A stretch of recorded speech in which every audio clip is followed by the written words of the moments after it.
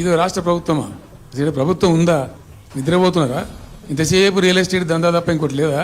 ఇల్టు భూములు ఎట్లా అమ్ముదాం, పల్టు భూములు ఎట్లా అమ్ముదాం, ఆ భూములు ఎట్లా దెబ్బ పెడదాం, ఇల్లెంత కమిషన్ కొడదాం, ఇది తప్ప రాష్ట్ర ప్రయోజనాలు, నీళ్లు, రైతులు, మనుషులు లేరా? ప్రాజెక్టులు ఎందుకు 2 నెలల నుంచి 1 రూపాయి పెట్టలే? ఎందుకు ఒక తట్టడి మట్టి తీయలే? ఎవరు నిరోధించిన మిమ్మల్ని? ఎవరు అడ్డుపడ్డారు? మీకు ఎవరు కట్టేసారు మీ కాలను? అటు పైసా పని చేయరు, నిష్క్రియాపరత్వంగా ఉంటారు. ఈ డిపిఆర్ పంపిస్తే సపోర్ట్ చేయరు.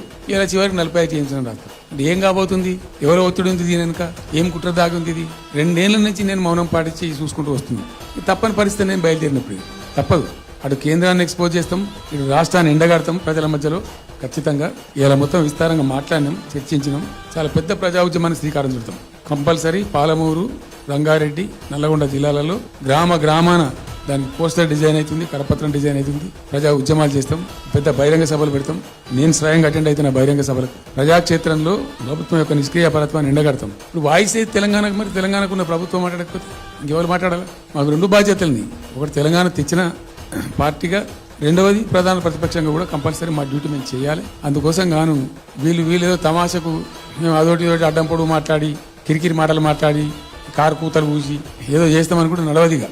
ఏళ్ళ దాకా వేరే కథ, రేపటి నుంచి వేరే తోలు తీస్తాం. ఎక్కడికక్కడ ప్రజలు ఖచ్చితంగా ఎక్కడికక్కడ నిలబెట్టే ప్రయత్నం చేస్తాం. అడుగున చెక్ చేస్తాం, ప్రతి విషయంలో చెక్ చేస్తాం.